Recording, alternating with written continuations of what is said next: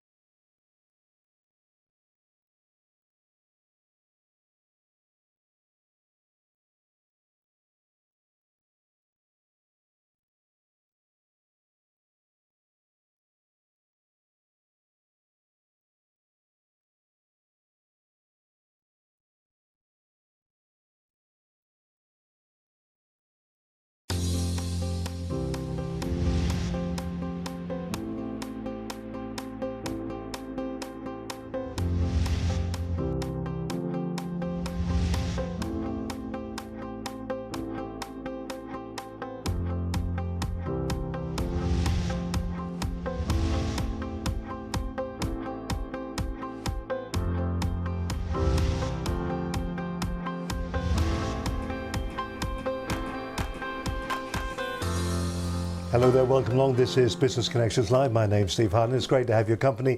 As always, here we are live on a Wednesday night.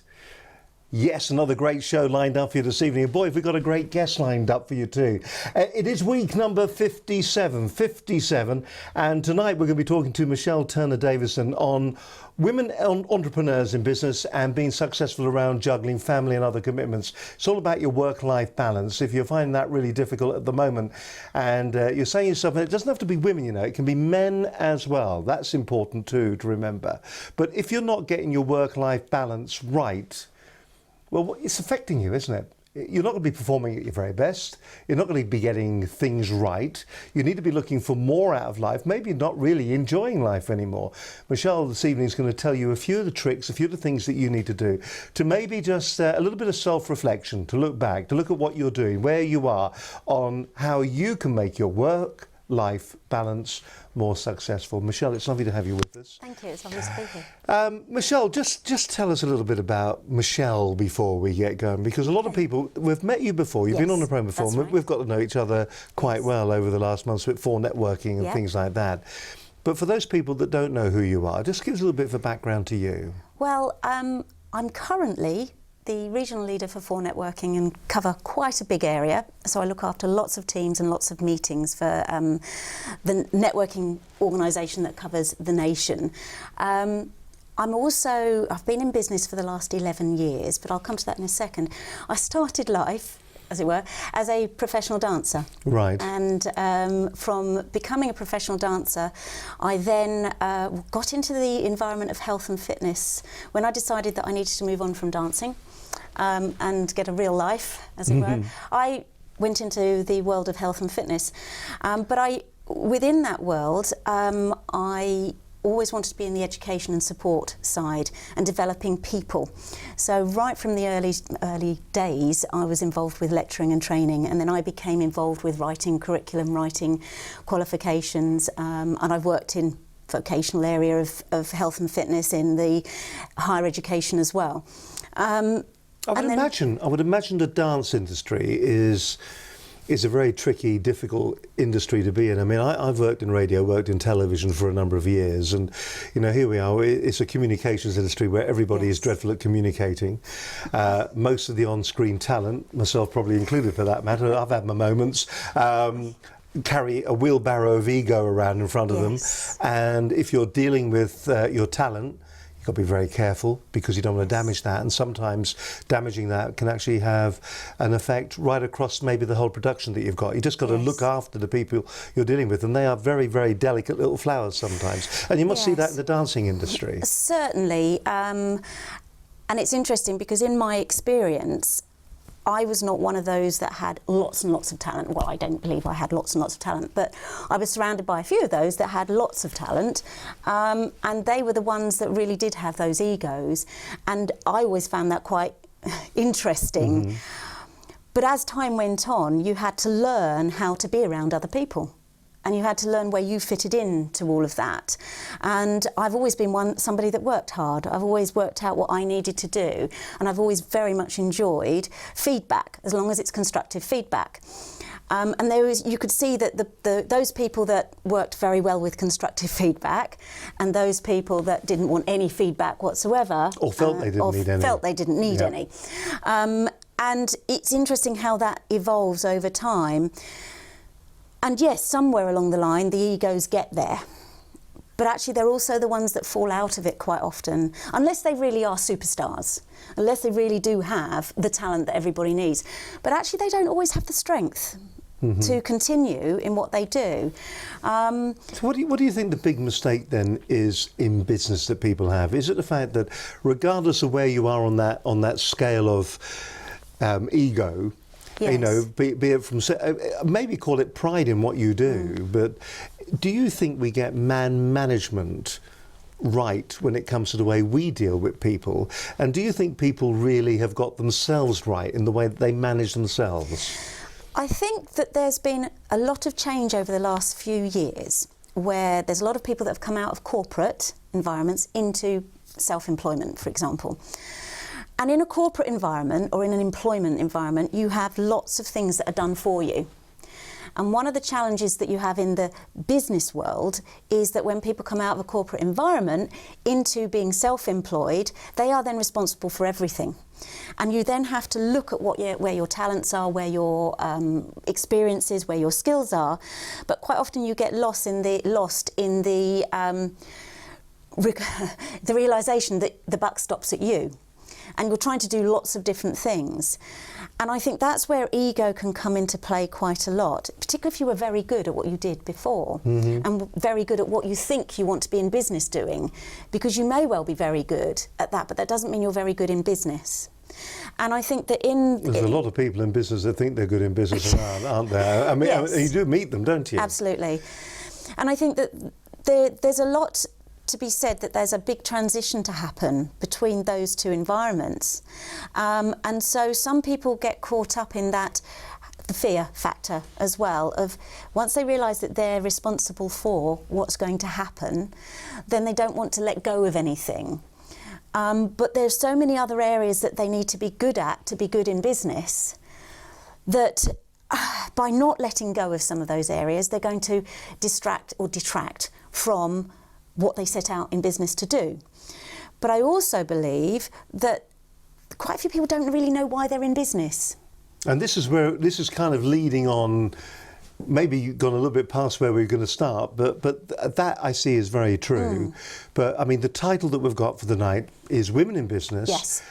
Work-life balance. Yes. And really the caveat on that is women and men in Absolutely. business, work-life balance. Yes. Do you think, from the experience that you've had when you've been out there, do you think anybody truly gets it right?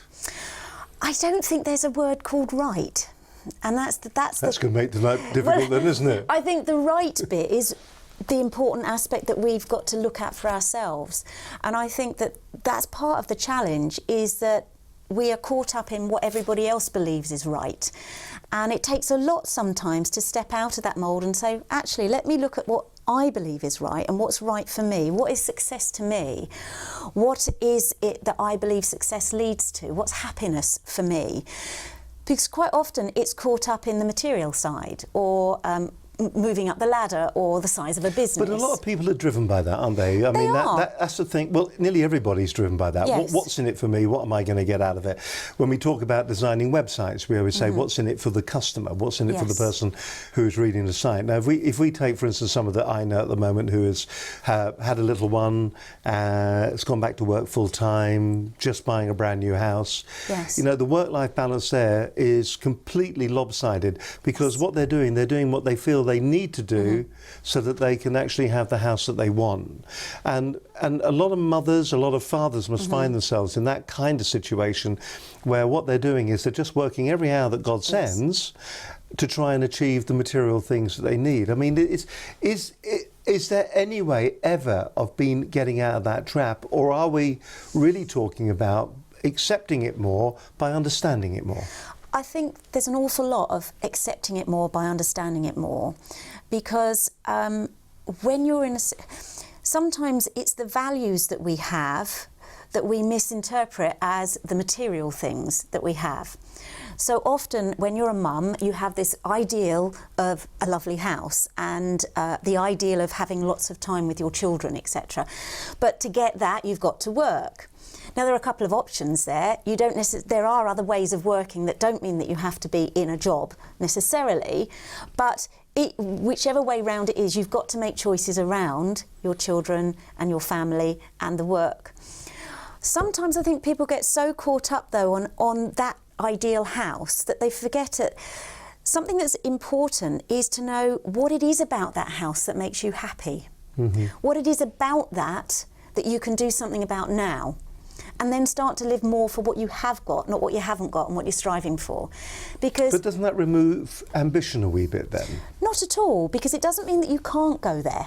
It doesn't mean that there isn't something in the future. But if you spend all your time right now striving for something that right now you can't have, then you're going to be miserable. Not only are you going to be miserable, that you make the people around you miserable. You also give them an expectation that might be very different to what the reality is, and that they don't then enjoy their lives. I've got 2 children, and from the very early days of them being born, I didn't have an awful lot of money. We didn't have an awful lot of money.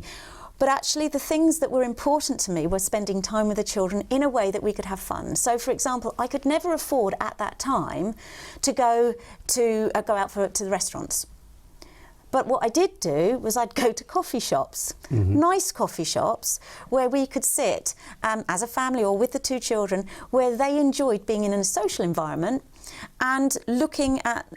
It was a coffee shop that used to supply nice chocolate biscuits with their coffee. So you could get away with not actually spending very much.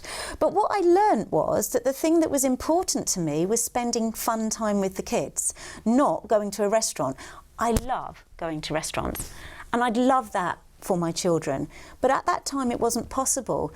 So for me to continue to say, oh, well, we can't do this, we can't do that, because I don't have the money right now, or I'm working, that then gives them a perception of life that's drudgery.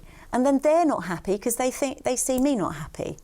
So how do we move that forward then and get out of the trap of it? Because you know, obviously what we've got to do at some stage, we've got to take stock, haven't we? We've got to stand back for a moment, and we've got to see what we really want to get out of our business life, out of our work life. And this is a huge problem for a lot of people that are in business. As I said, you know, it's a huge problem. People are trying all the time to balance things. Is there a danger that once you identify what the issues and the problems are, that the two just don't equate, so that you find yourself in a position where you have to choose between one or the other? Can the two ever go hand in hand? I think the two can go hand in hand. I think that once you are very much more aware of what your values are and what you really want, not what you think you want, then you can decide which of the things you've got. There's never ever going to be a perfect world. We cannot be good at everything. We can't. And this idea of perfection is just not attainable. So if we can work out the things that are really important right now, so I would suggest when your children are that much younger, absolutely spending some time, quality time with them is really key. And then it's looking at the support that you have around and the people that you have around you that are on your side, the people that you have around you that can relate to you. And that way, if you've got the right support environment, then you may well be able to do more without feeling uncomfortable about the other side. For example, as a mum, you may be able to work more in that environment if you know that you've got a good support network around you that your children are happy in, or that can work that little bit extra or help you out at the end of the day if you need to go somewhere or be somewhere for longer. But it is about working out those people that are actually on your side. What about in the work environment then, when you're working there? Because it isn't just about having children and going to work. It must also be about going to work and having a life when you come out of it, because a lot of people get that wrong as well. And I think that's maybe where the problem sometimes begins. What we end up doing is we end up thinking to ourselves that, you know, we've got to work, and we don't enjoy our social life, we don't enjoy the downtime. And as that goes on, then we introduce children into that, and we just compound the situation. What do you do in that situation then? It's still very much about who you are and understanding where you are at that point, becoming aware of the people around you and the impact that they have in a work environment. So whether you've got a boss or people that you work in collaboration with, or I say collaboration, in this instance they may not be collaborative, but you work alongside, are they the right people right now for you to be around? The key thing with this is not to make a decision that you've got to leave, because actually for most people, as you're suggesting, can't make that choice at this stage. But the more that you understand who you are and what your values are and what you want, then you can start to say to yourself, well, okay, I now understand that person.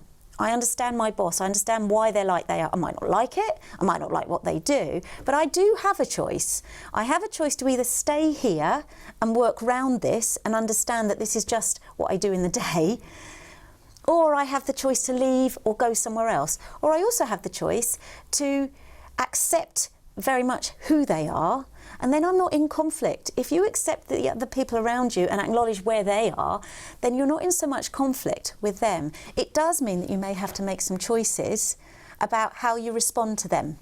But if you're doing it because you know what response you're going to get, you know, it's a bit like the child. If you know that something you say is going to wind them up and push them over the edge so that they behave even more badly, then as an adult, you are responsible for making a different choice not to go there, even though you still may want them to change their behaviour. All right. I'll tell you what, we'll come back. I mean, there's a lot of stuff there, isn't there? I mean, it's quite interesting, isn't it? I mean, if you're thinking to yourself, I kind of get where she's going with this at the moment. I can see what she's trying to say. All of us, we were having a discussion about this before we started tonight, actually. We've probably all got a private place that we all go to in our head somewhere. And I suppose to a certain extent it's in that private place, and it's probably even a place that you don't share with your partner or your girlfriend, your mistress, or or your boyfriend or whatever. You just don't share that particular place with them. And that place is probably really you. And I suppose it's how tolerant that really you is, and whether that really you has stood back for a moment and gone, well, actually, I understand the issues there, I understand what's happening there, I understand how they feel is the way that that's going to impact on the way that maybe my working life, my work-life balance is actually going to work out. I suppose, though, a lot of us need a little bit of a nudge to go to that place. Maybe in despair we end up being there, because it can be a lonely place, but in the heat of the action, in the heat of your working day, when you get home at night, when maybe you're just going to have another glass of wine and you're sitting there and you feel like you're relaxing, what's your inner self really saying to you? Does it really get what's going on, or is it just pedaling as fast as you are to try to keep up? I'll tell you what we'll do. We'll have a bit of a look at maybe some of the tools that are out there for you to find out really where you are in your life, how you should be able to reflect on where you're going with what you're doing and the way your life is proceeding. Because remember, we've all got an influence on what we do. We're not just on a ride where we're keeping our elbows in while we're at Disney. We're actually on a ride, and we can get off that ride at any stage we want and maybe try a different one. We'll have a bit of a look at that in just a few moments' time. Before that, though, I'll tell you what we'll do. We'll have a look at last week's programme, which was another fantastic show here on Business Connections Live. By the way, it's great to have you with us this evening. Tony Pinn, he was the COO of Crossflow. Crossflow Payments, we were talking about supply chain financing services through peer-to-peer lending as an alternative source of finance to businesses wishing to improve cash flows and strengthen supplier-buyer relationships. That's what we were talking about. Once again, this is quite interesting. I think it was a little bit difficult as well if you were watching it initially. It's not your traditional way of the alternative form of financing.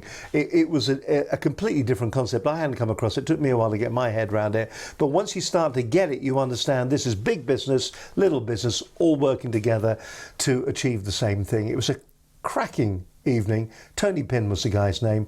And this is last week's edition of Business Connections Live.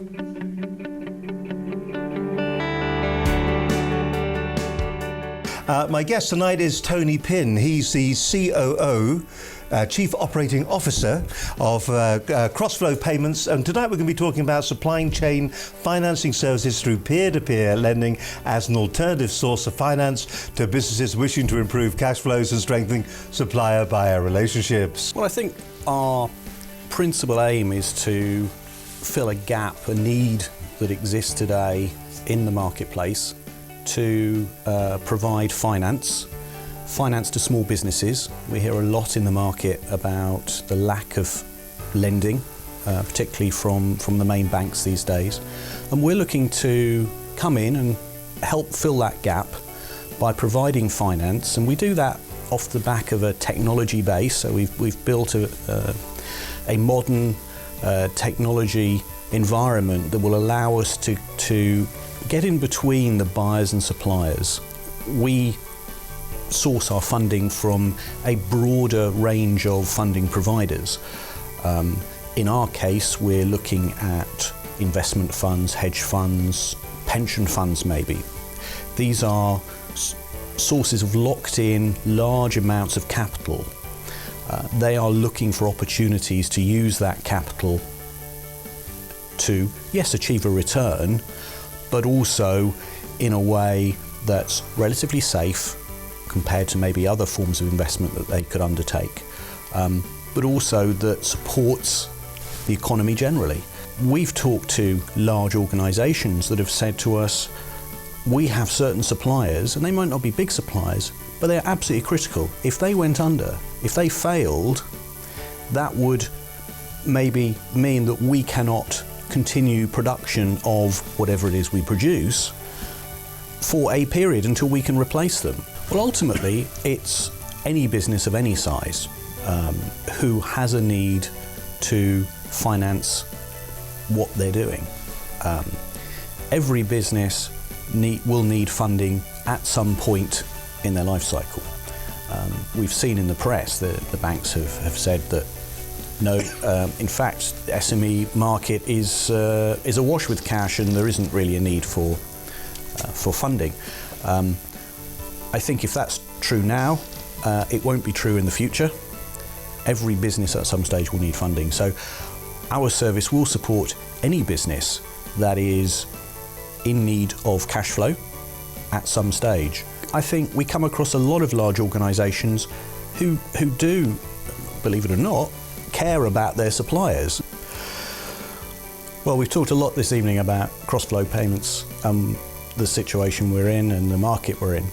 Cross-flow payments offers an innovative technology solution to support business-to-business processing of invoices, orders, and most importantly is using alternative sources of funding to introduce additional capital into the economy at a time when SMEs are looking for support to help them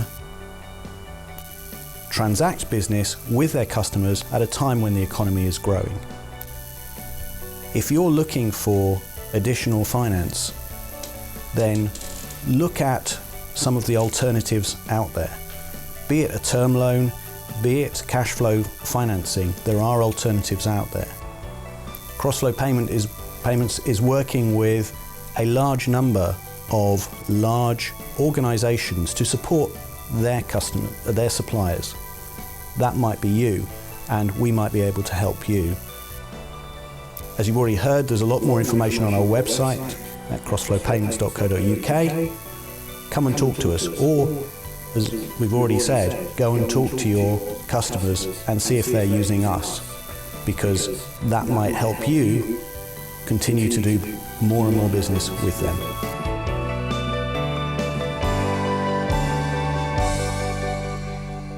Tony Pinn there from Cross-Flow Payments. It was a really interesting program.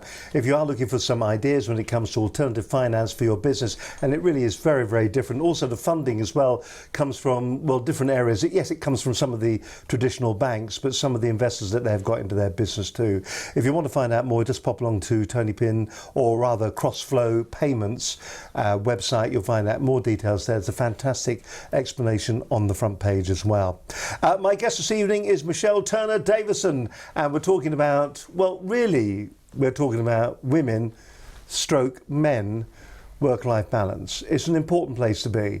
If you're one of these people that works every hour that God sends 24/7, if you're one of those, then maybe you're just getting life a little bit wrong. What's it going to take for you to stand back for a moment and to maybe just to reassess where you are, just to see, am I getting my life right? You know what they say, this is not a rehearsal, this is the real thing. You're on stage now. When the curtain goes down, that truly is your lot. You don't get a second chance. And I suppose that, to a certain extent, it leads back to your dancing days, doesn't it, Michelle? Yeah, absolutely. You never do get a second chance when the audience is there. No. But I suppose, like when you're a dancer, you're standing up there and you are assessing the situation all the time. Yes. You're working as a team, Yeah. with a whole team of other people, and everybody's got to work together to make certain that the performance is going to be 100%. Yes. If one person decides to change their mind or doesn't work with the team, it just doesn't work, does it? Exactly. And I suppose, to a certain extent, there's a lot of life just in the dance routine, Yes. isn't there? Yeah, very much so. And it's the taking responsibility for your part in that team. And I've got a picture in my head of a stage and dancing and somebody, something going wrong, for example, or somebody not in the right place. It's actually, if you've got an opportunity to change that, to make it better, you are responsible while you're there, even if it's not exactly what you were set out to do. But do you do it in the middle of the performance? You can do. Can you? Yes, you can do. Blimey, that's going to cause some fun, isn't it? Because you can do, because you're aware of, if you're well rehearsed, if you're confident, and that's, I think, the key word here. If you're confident in who you are and what your role is within that team, that dance, then you can see what's going on. And it's a bit like if a piece of costume falls on the floor or something is in the wrong place, you can find a way within it to be very discreet to move it out of the way rather than just leave it there. If somebody's forgotten the choreography, you can find a way of masking that. And the more you do it, the more you are familiar with the other people in that team and the choreography and what is expected or what you expect to get out of it, the easier it becomes. When you present your ideas Yes. to, I mean, you're very, you got your 4 networking groups that you look after. Yes. When you present your ideas to them and you say to them, look, what you've got to do is that you've got to be aware really of your inner self. By being aware of your inner self allows you to be bigger, maybe Yes. to be a bigger, brighter person than what you are at the moment. It'll give you more confidence. It'll allow you to try and attempt to do things that you wouldn't have dreamed you were able to do before. What kind of look do you get back from them? Do they go, this woman's parking? Or do they go, yeah, I see what she means? Or does it take that you have to paint a picture for them so that they understand what you're trying to get to? Quite often, at the moment, or these days, I get a lot of people saying, yeah, I get that. But I also do spend time with people where I need to paint a picture. I'm never going to give anyone their solution because I'm not them. And we all have a different backstory, we have different life experiences, we're all different personalities, we've got different values, different things that we've got going on. So I'm never going to get to that person. They have to get to themselves. But I can help people to think a little differently about their circumstances so that they can start to become a little bit more introspective and question themselves, and also to build confidence in, we often find that things that have been going through our heads that we thought we're the only ones, They're going through everybody's head. Absolutely. And then once you start to realise that it's not you, it's just normal, or normal in those circumstances to have those feelings, those questions, that can give you a little bit more confidence to say, okay, so this is how I feel in this situation. What are my options?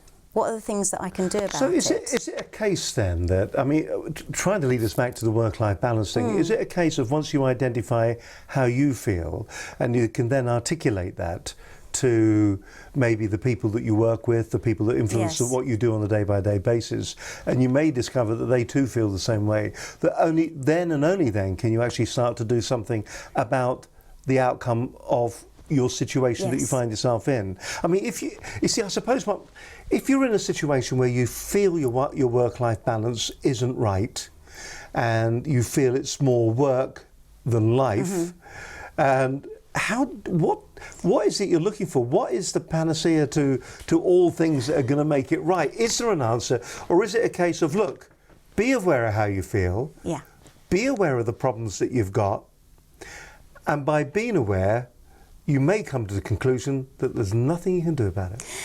Exactly. And also, That's a frightening. It is a frightening frightening thought.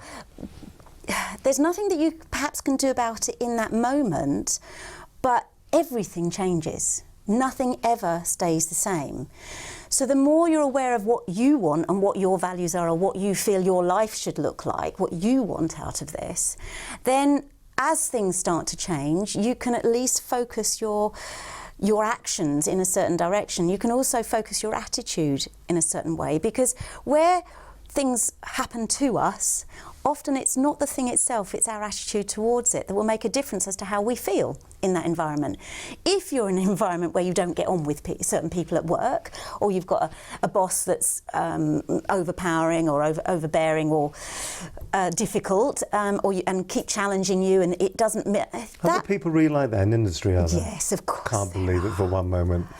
But when you get people like that, it could just be that you're responding in a way that is not helping the situation. And therefore, if you understand where they're coming from, it might be that you'll never understand it, or you never want to be in that situation, or you never want to be on their side. That's absolutely fine, as long as you're conscious of that. Because I think one of the things that we don't do often enough is think about our role in the circumstances that we're in. Often we get caught up, you know, you're in work, you go into work, you start in a role, you think it was the right thing to do, then the children come along or something else comes along and you realise that the balance isn't there. And then circumstances get more challenging perhaps, and you do have a choice. Now that choice might be a difficult choice, or it might be a choice that you think that at this point in time I can't make it because I need to bring in the money. And right now, if I step out of where I am, then I haven't got the money to bring it in. So I'm going to deal with these difficult people in my workplace. and I don't want to deal with these difficult people. Well, you still have a choice. You can start to understand where they're coming from, even if you don't agree with it, and work out how you respond. Is it a case then of identifying that there is an issue, there is a problem?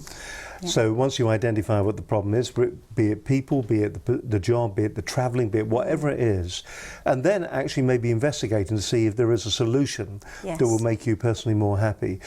I mean, it sounds quite drastic when you start looking at it like that, because a lot of people are so tied in to their careers, they're so tied into...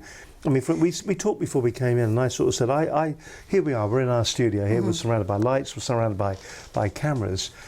I actually like being here because I'm surrounded by my toys, the things I enjoy mucking around with and playing with. But for a lot of people, they don't get that pleasure out the workplace that they're in, and they will find that, they'll find it very difficult. And it's a big thing to actually change your life path, in as much as they say, was it death is a bad thing? Very bad thing. Doesn't give you many opportunities. And it goes forever as well. Yes. But, it's moving house, changing job. It's all the really stressful things that we're talking about, death in the family, moving job, illness and things like that. We're talking about something that is infinitely stressful. And if we're already under pressure from the situation that we're in, will we have enough capacity even to be able to assess the situation and to realistically move on from it? Interestingly, often we don't. And that's part of the challenge of why we stay where we are. See, I'm hoping for you to go, yes, you can. Well, often though, if we can take more responsibility and start to be more aware, and when I say responsibility, I don't mean responsibility for everything that happens to us, but if we can start to think, well, actually, yeah, I'm in a difficult position right now. I know that right now, all of these, I'm under so much stress. Because it's very interesting, something you said about, the death, the big things. When those things happen, and they do, and they happen to us all of a sudden, it's interesting how those are often the times when people change their lives, because they start to realise in that moment the values and the things that really are important to them.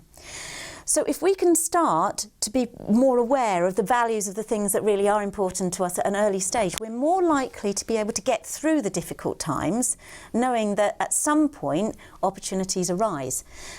And then we can start to develop the connections that we need, the people around us that make the difference.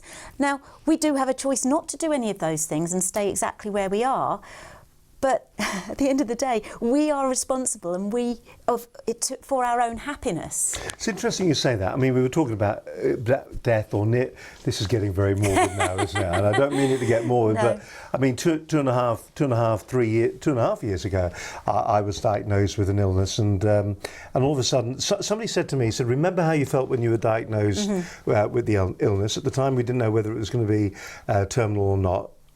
And what goes through your mind is you think that it is. Yes. And he said to me, remember how you feel right now at this moment, and how your perspective and your priorities will change.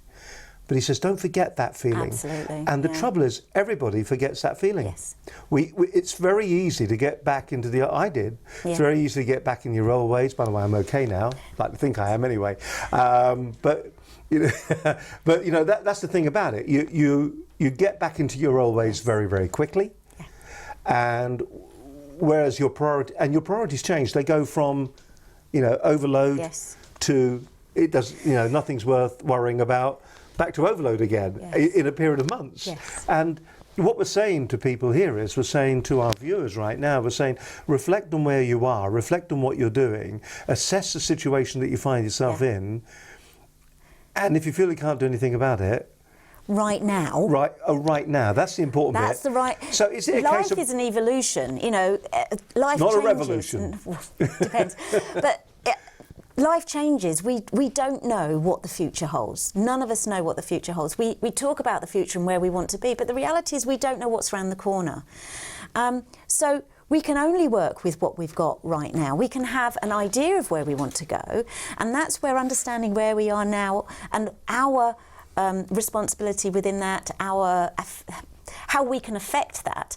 And it comes back to attitude as well, because we might be in a very challenging situation now, but if we can understand what we can do about it and what we can't, if we can't do anything about it, then why do we have a bad attitude towards it?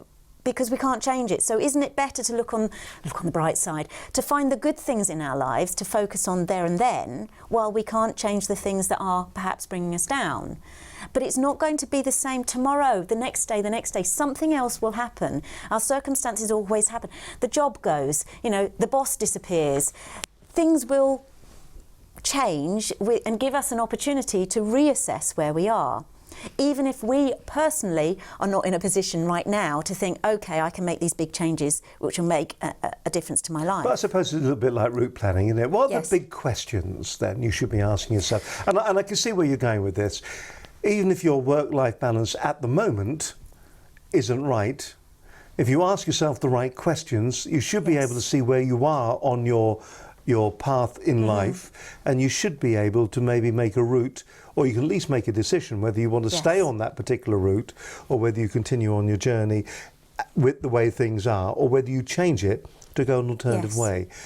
To get yourself to the point where you know where you are, what are the things you should be doing? What are the questions you should be asking yourself? Well, I'm going to fall back on a set of questions that I use an awful lot and have used an awful lot in my life. And it's, for many of your viewers, they may well know Jim Rohn, who is a well-known philosopher in the business world.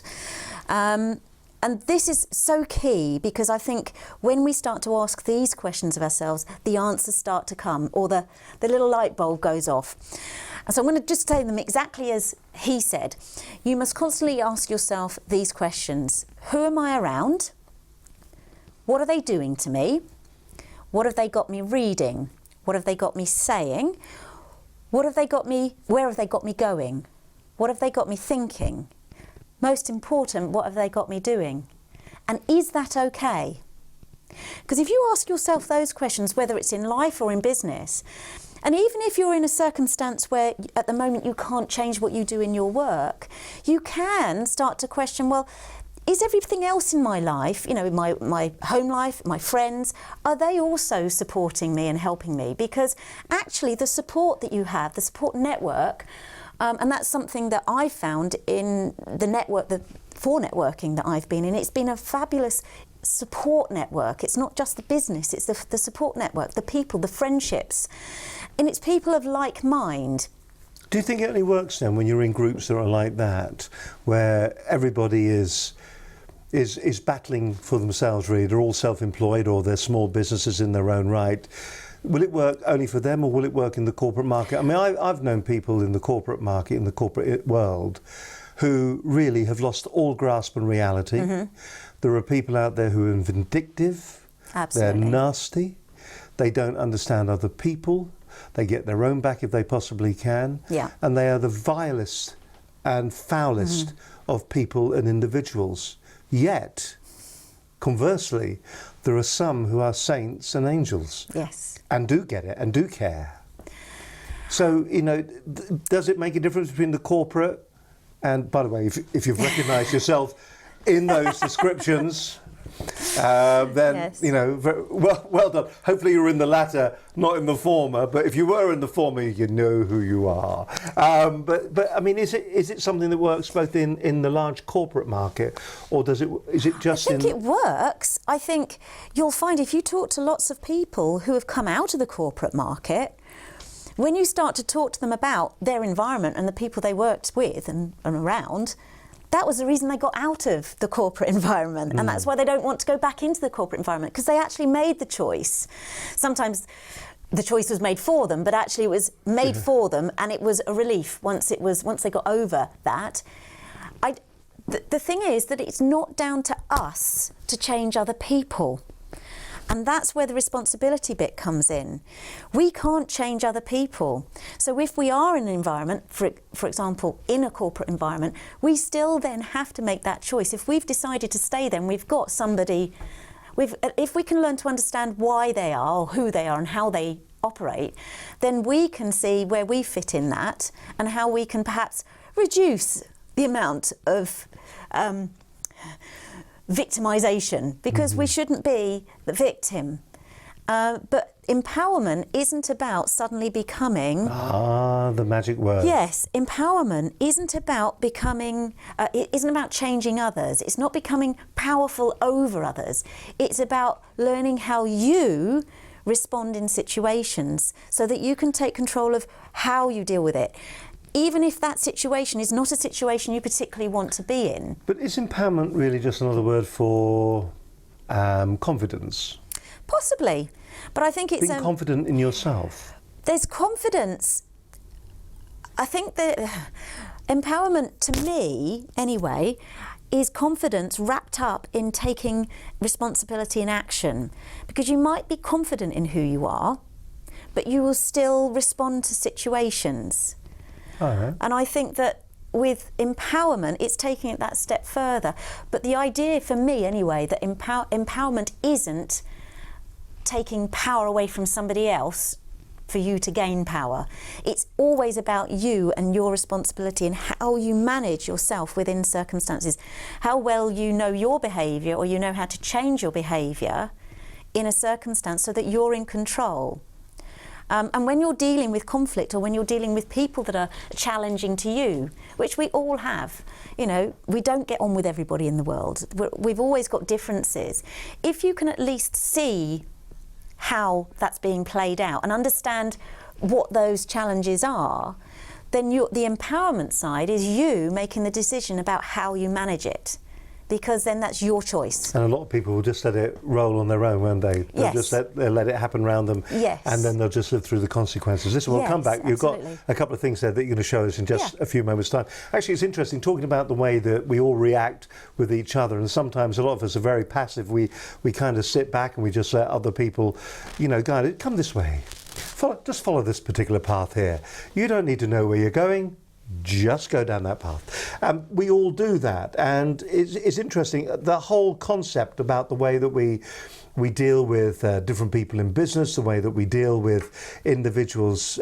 Maybe we should be standing back for a moment and just thinking a little bit more. A man that made me think a couple of weeks back, you like the way I did that, was one of our guests. His name was Paul Glynn. We were talking about the entire sales process when you're going in and you're trying to actually sell something. And a lot of people will go in there, they'll sell features and benefits and things like that. And they, to a certain extent, they're going to think that they're playing a part. They are a bit part player in the sales process. Their job is the salesman, and the person sitting opposite them, the buyer, is playing the buyer. And of course, everybody's got a role. But sometimes we get the words wrong. And Paul explained that on the last programme. Now, he's going to be posing the question on next week's programme, and it really will be well worth watching. It says here, salespeople typically do their best sales pitch at a job interview. How can we spot the smoke and the mirrors?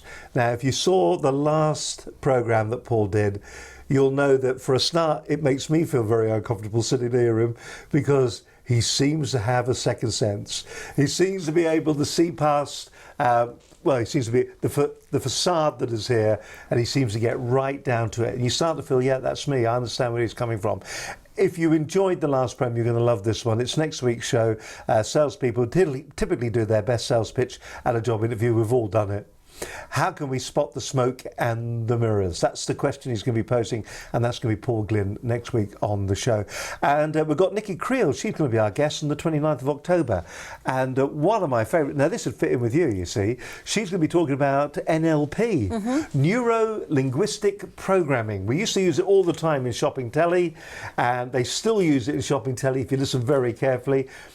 We can influence the way that you actually say things, we can influence the things that you actually do by the words that we use. And you can use that in sales calls, you can use it when you're talking to people, you can use it all sorts of different places.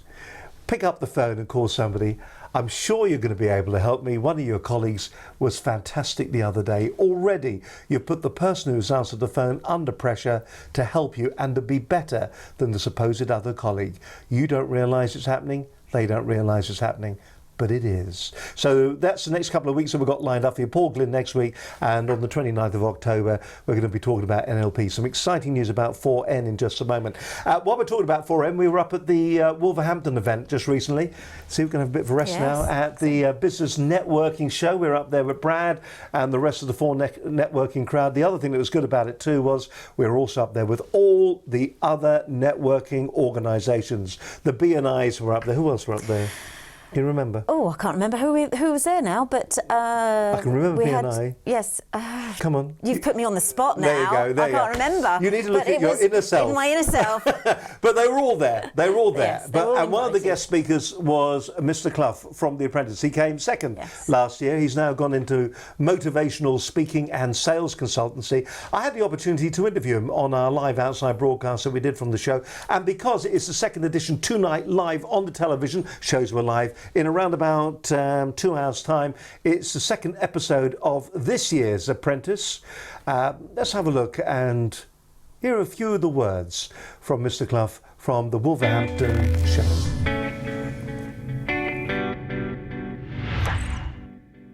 We're going to have a word with one of our keynote speakers that's here today. It's Neil Clough, runner-up in The Apprentice, but he does more than that now.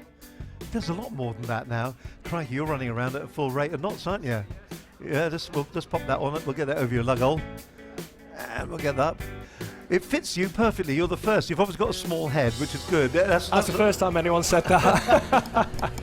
Fantastic. Well, fantastic to meet you. Let's talk a little bit about the event and what you've just been talking about. For those people, I'm just going to pull that up so that it's there. And then it's sit there. What have you been telling them in there when you've been doing your keynote today? What's been the key things you've been trying to get over to the audience that turned up here at the event? Well, the big thing is, first of all, people coming to events like this, because what a great event that's been put on, and it gives everyone the opportunity not only to network, but to get advice and listen to speakers and get advice from other people as well. And you know, when you start a business, then it's always difficult. So to learn from other people that have had the highs and lows, it's a great experience. So a great event. But my message is really clear. You've got to find the reason why you're doing it. You know, because if you want to be really successful in whatever it is that you're doing, then why are you motivated? What makes you want to be successful? Is something going on behind my head? No, I'll tell you what it is. It's one of those. I mean, we're going to let you. There you go. That's it. That's it. Oh, he's the star. There we are. Yeah. That's it. We've got it back on again. There I we thought go. you'd have someone do that for me. I mean, it is incredibly hot here at the moment. It is incredibly hot here at the moment. So let's go back to when you started, because I mean, you came on the scene very, very quickly, and I suppose it's the elephant in the room, and you must get sick and tired of being asked about it. But The Apprentice, a couple of years back now, that must have been life-changing for you at the time. Yeah, absolutely. But when you were on the programme, it was quite obvious you were a very driven person. So without The Apprentice, you would have probably got or achieved what you've achieved anyway, would you? Do you know what? I think what The Apprentice has brought is I can achieve it a lot quicker. You know, I'm pretty sure that, you know, I would have got there, but it would have took a hell of a lot longer. And The Apprentice, I just feel really blessed that I got an opportunity to do something that has platformed my career, and that's what it was. It just opens up so many doors, and it's wrong, but there's people that will speak to you now because you've got a better profile that maybe you wouldn't have spoke to before. So I think it just speeded up the way that, you know, hopefully I'll be successful in business. But I suppose to a certain extent, regardless of what the technique is or the tools that you have that have been made available to you, no, regardless of the business you're in, you've actually got to utilise those tools, haven't you? Yeah, so absolutely. in this particular case, The Apprentice came along and you used it as a Neil Clough marketing tool, didn't you? Yeah, I mean, I wanted to go in to win. Let's not put any doubt around that. It was winning was the most important things, and I get asked this all the time. Why did you do it? And after screaming at the TV for 8 years, what are you idiots doing? I thought I best do something about it. If you don't try, you don't get. So what I did when I applied, I genuinely wanted to win, and I'm still gutted that I didn't win. But I've come out of it with, you know, a reasonable good profile, and it's helped me project my career. So, you know, win-win, and you make the best of every situation. Win or lose, you make the best of the opportunities that you get. Well, you're not just going around the country doing keynote speeches at the moment. You're actually running your own successful business, aren't you? Yeah. Tell us a little bit about that. What are you actually doing right now? Okay. Well, as well as speaking at a lot of different events, I also run a sales consultancy. What we do, we offer consultancies for startups and SMEs. SMEs, so businesses that are looking to grow. We also do sales training, so looking at giving people the skills they need to succeed. And now we're just expanding into sales recruitment. So basically with a bit of a difference, that our theory of being good at sales is that you need to be trained and you need to have the skills, you need to succeed and be developed continuously. So our recruitment is different, that the people that we place, we also train for a 12-month period, making sure that they're successful in their roles. So yeah, it's exciting times. Do you think SMEs, small businesses, startups, do you think we get the sales process wrong, or is it different for each individual person? I just think it's impossible to be a master of everything. When you start a business, how can you be a great accountant, a great secretary, a great salesperson? It's impossible. And for me, you have to surround yourself with people that have got those skills. You know, I'm good at sales. I'm rubbish at most other things, but selling is something that I'm good at. So I've teamed myself up in my business with people that have got skills that complement mine, and that's my advice to anyone, is network with people that can help you, complement your skills. In the world of sales then, what do you think the biggest mistake is that people make? Easy. Don't ask for the business. I mean, my biggest thing all the time when I train people is, you can improve your sales today if at the end of every call or at the end of every appointment you actually ask for the sale. And there's so many people that say they do that don't. It's criminal. They never go for the close. No, they don't go for the close. You waste your time of building up rapport and getting on first name terms and do all the things that sales trainers tell you to do. But if you don't ask for the business, the answer's always no. So why do you think that is? Is it just an inherent shyness that people have? I think it comes down to confidence. A lot of people don't have that ability to be able to close someone in a non-aggressive way. It's not as simple as saying, are you going to buy this? It's more around making sure that you've given them everything they need, so that when you ask them to buy it, it's an obvious answer, yes. Yeah. That microphone's a real dagger. Yeah, I'm playing around. Yeah, but you're doing okay. I'm doing all my right. best. You're battling through it. So that's I think it's when you said I had a small head, it was obviously a lie. So what's the future hold for you then? What's the next step for you? Okay, you've got the consultancy working, you've got the keynote speech working. Where does Neil Clough want to be in a year or so's time? Well, I've got a really clear kind of path, really. I've got a 5-year plan for my business. Hopefully going to make it. Why doesn't that surprise me? Do you know what? People say I'm rubbish at planning. I know where I want to get to. It's just a plan of actually getting there. And I think with my business, I just want to look back in 5 years' time and actually created something that is special, that I can say I've been successful because I've created something that's great. And that's really what drives me on to do, and hopefully, fingers crossed, I can do that. Well, we've got a few people that are standing around us watching us right now. Mine's doing it now. It's coming out in sympathy with yours. If you had to give maybe 3 or 4 key pieces of sales and business advice to the people watching this, both at home and also in the hall here today, what would those key pieces of advice be? Okay, put me on the spot, but I would say the first bit of advice is to network. People, there's never a bad meeting, as long as it's with the right people. And I think events like this today is a great way to build relationships and get to learn from other people or their highs and lows in business. So network with people that can complement your skills, not people that got the same ability. There's no point me speaking to another salesperson. Speak to people that can complement your skills would be the first thing. The second thing is what we alluded to before, is every business is made on sales. If you fail, you haven't got enough sales. If you're successful, it's because you've got enough sales. So always ask for the business. Have the confidence to be able to close a deal. That would be the second point. The third point is probably around belief, because I talk about it a lot, but if you don't believe in yourself, nobody else will. And I think you've got to believe that you can be successful, because I truly believe if you have self-belief, you're already halfway there to achieving your goals. So that would probably be the third tip. And finally, are you looking forward to this season's Apprentice? Will you be I streaming can't wait. the TV Yeah, again? do you know what? It'll be sad because I won't be the last apprentice anymore, and that's nice to hold on to. But at the same time, I absolutely love the show, and for me, I love watching it. I'm a big fan, and I can't wait for it to start. It's been an absolute pleasure. We've been talking about you coming on the programme for quite some time. It's been lovely meeting you finally. You too. And You listen, too. Congratulations on what you achieved there, but more importantly, congratulations on what you've done with what you achieved and what you're doing now. So thank you very appreciate much that. indeed. Thank you. Fantastic. Thank you. Put it there. Lovely. Neil Clough, ladies and gentlemen, fantastic. Nice to meet him as well. Gives you a bit of an insight as well into the guy as well. And he battled his way through the the microphone as well, so fantastic.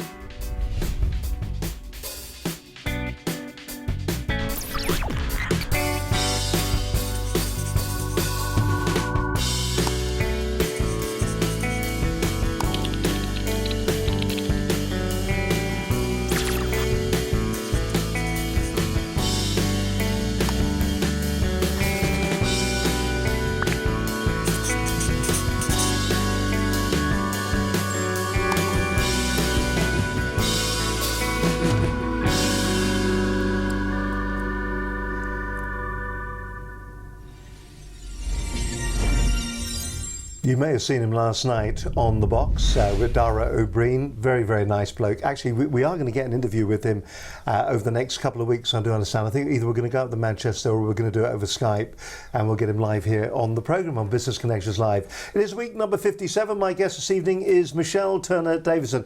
We were talking just while he was on, Mr. Clough, Neil, and I wanted to call him Brian Clough, and I don't know why, and both of us did for a moment. And what we were saying that, yes, quite a lot of what we're talking about is up there, and it's kind of self-awareness and all that kind of stuff. But really, let's get down to the nitty-gritty, the kind of things that you should be doing if you want to improve your life, if you want to make certain that you are getting your work-life balance kind of sorted out, so at least you know where you are, so you can actually understand. So really, that's kind of thrown over to you. What are the key techniques? What are the things that we should be doing? There are lots, and sometimes we need help, as in we do need to go somewhere for somebody to ask us the questions that makes us think. Because as you alluded to earlier, not everyone is very good at questioning themselves. And the starting point is knowing that you're not happy or comfortable in your situation. Other people may be happy even if they're vindictive or whatever. If that's where they are, that's fine. We can only do anything when we're ready to start thinking and make a difference to our own lives and start taking responsibility rather than feeling the victim. We've got to be able to say, actually, I can do something about it. But in order to know that, or to go somewhere with it, we have to understand who we are. And there are a couple of tools around. One of them, there's loads of self-help, there's loads of personal development books out there that question things. My view on that is great, go out there and start reading, but there does come a point when you put the book away and you just start to look at your life and look at the things that have happened and start questioning yourself. Those questions, the Jim Rohn questions, are brilliant. There are lots of other ways of asking yourself the questions. But something that I've come across only fairly recently, and it's been around for about 7 years, and so it's not new. Mm-hmm. It's being used in school, so it's used with children, and I think that's something when you're looking at a work-life balance, to remember that your children are part of your work-life balance. Actually, the more you can incorporate them in, the better their life going forward is, because they'll understand what work really is. And if you can draw them in, it also means that there's not such a conflict between, well, mum's got to go to work or dad's got to do this, if they actually start to understand what you do and become part of that in some way. But this do we leave them out a lot, do you think? I think we do. And I think that's a mistake, because I think that our children learn a lot more from us. You know, in the old days, in years gone by, people used to take their children into work they were particularly, you know, I don't know what they were called, but dad days at work or whatever. But you take your children in, and I remember as a youngster going into my mum's office. It was in the holidays because she didn't have any childcare. And I remember stuffing envelopes or whatever, doing a bit of menial stuff. But it taught me about being in that environment. My daughter and my son, but my daughter is getting involved with 4 Networking. She's 10. You know, those are the things. She now stands up at a 4 Networking meeting and speaks and does the whole thing. About this. I think the thing that's amazing, I do not think we prepare our children well enough for business. You sometimes see it when you get young people who will come along to an organisation. I remember in a previous business I was working in, and what happened, they didn't come in the second day because they weren't being respected. Yes. Excuse me? You've come here to do some work, not to be respected. And but I can see what they were getting respect. at. Yeah, you earn respect. It isn't something that's given to you on the plate, in it. But you know what I mean? It's in it. You know what I mean? Down with the boys. All right, so tell us about that. This is it's an organisation called Pactide. Can I have one of them to look at? You can certainly have one. All right. I came across it because I've recently been asked to become, or applied to and asked to become by Psychology's an empowerment pioneer. And we're working with women, although this is not a female environment. It's actually that there are a lot of women, it seems to be predominantly women, that need a little bit more help in becoming more self-aware. But this has been around and been used in schools. There's a children's pack as well, and there's a generic pack. So the children's one is slightly smaller. My daughter... I'm just opening up this one so you can see so there's lists of questions inside. Can you? I know we haven't got our overhead camera on at the moment. But if we're looking at that, what's on that page? That's on that looks at what's been called pack types and different. It's actually named after dogs. Now I don't know a huge amount about the ins and outs of this, and that's what's actually quite important. Is it's a game to play. Right. The idea of the game is to use the cards, whether it's the children's pack, which is actually phrases, Dog. or to use the cards and just work out the words that seem to reflect who you are. And it's not meant to be taken as read, absolutely. There's no right or wrong. That's a key thing. This is part of a journey of finding out the key behaviours, the things that relate to you in different circumstances. We could actually be all of these things. So, for example, there's the first one I've brought out is meticulous. Now, At times, you can be meticulous. So it's not about, oh, well, you know, I would be all of these things. It's the things that most fit you, and doing it as a whole, who you are right now in this sort of holistic sense, or who you are as a mum or a dad, or who you are as a partner, or who you are in work, or who you are when you're in a different environment. It's about just putting all these together and assessing. There's a little key in here. You use this to work out, Hand that one over. having used the words and found out, choosing 12 if you're an adult and 6 if you're a child, and you then work out, and all of these words are associated with a certain pack type, and then there is of course you can. Then there is a sort of a behaviour and a personality type. Now we can all be all these personality types as well. If you look at the cards, by the way, for instance, this one here is a coach dog. You can see it there. There's a coach dog before your very eyes. Yep. And on the back of it, it says encouragement. So it's coaching you for encouragement. And on this one here, this is a terrier. Yep. And on the back it says capable.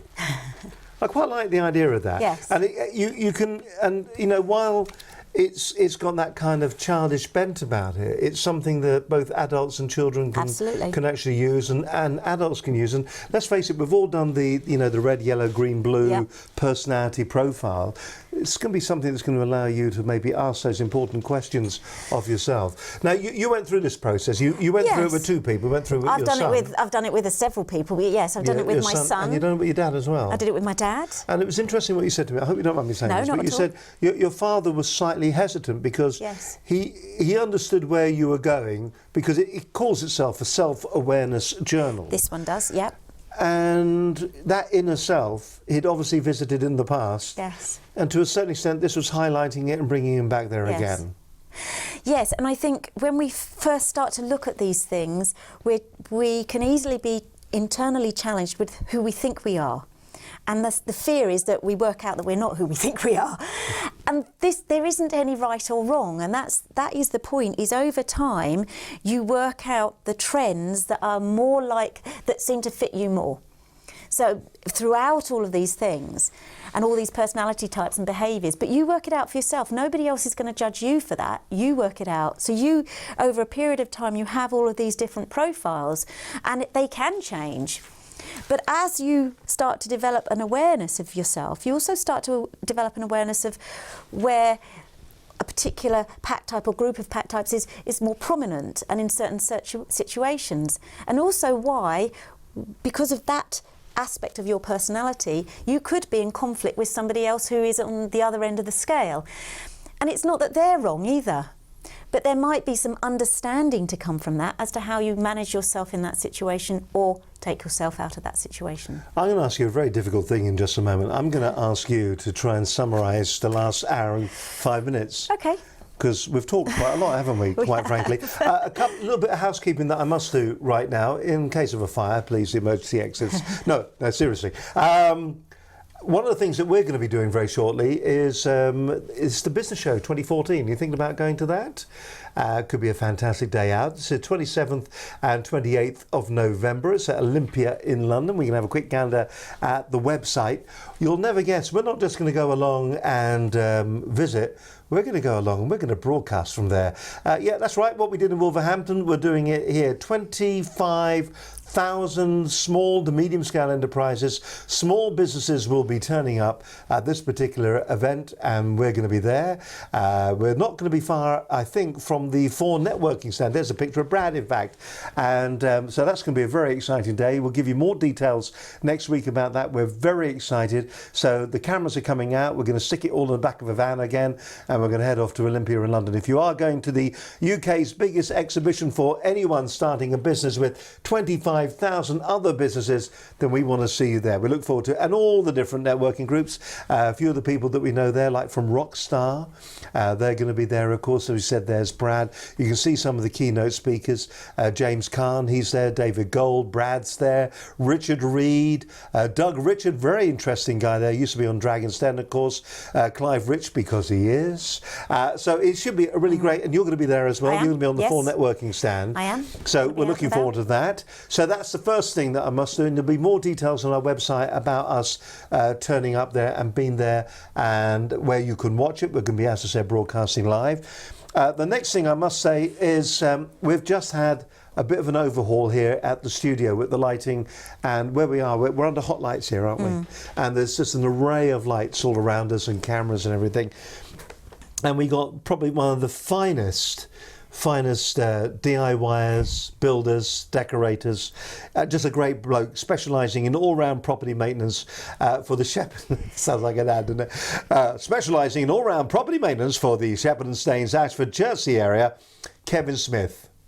Kevin Smith, we need to help this man because he is still wearing shorts. We need to give him more work so he can buy himself a pair of jeans that come up past his belly. The bloke's absolutely brilliant. If you are looking for some work, I'm going to give you his number as well. Write this down: 07 597 66 5324. That's 07 597 66 5324. Kevin Smith, great bloke, specialising in all-round property maintenance if you are looking for it. I think that's nearly everything. Nikki Creel on the 29th. Paul Glynn's going to be on next week. If you'd like a programme like this one, get in touch with us at the following addresses. It's going to make poor old Gordon on the buttons work really hard now. Here's the email address. Yes, well done. studio@businessconnectionslive.com, or if you want, you can also telephone us here on 01784256677. Ask for Steve or Linda and we'll have a chat with you. We look forward to seeing you at the Business Show, but right now I'm going to hand it back over to the lovely Rachel and Michelle, not Rachel, she's on another time. Change your name there, the lovely Michelle, and she's just going to give you the rundown of what you need to remember. The advice that you need to maybe start considering how you can rectify and sort out your work-life balance, because really the only person that can start doing it is you. So after you, take a breath, say who you are, straight down camera number 1, the airwaves are all yours. Thank you. It's Michelle Turner-Davidson from the Healthy Wealthy People Group. Many people struggle with the work-life balance, and the first thing that we need to do is actually understand what we mean by work-life balance, because there's an awful lot of people that have their own ideas and we can try and live up to somebody else's ideas, and that's going to get us into trouble as it is. So the first thing that we need to do is recognise the values and the things that are important to us, and then work out whether what we're doing right now is going to give us the work-life balance that we want. There are some constructs in there that are very difficult to get round. So actually sometimes we need a bit of help to work out who we are and where those values stand. But it's really down to us to make those decisions and to find out where we go with that. Support is also exceptionally key to how we move into a place of work-life balance. And those people in our support network have to be people that stand for the same things that we do, like-minded people.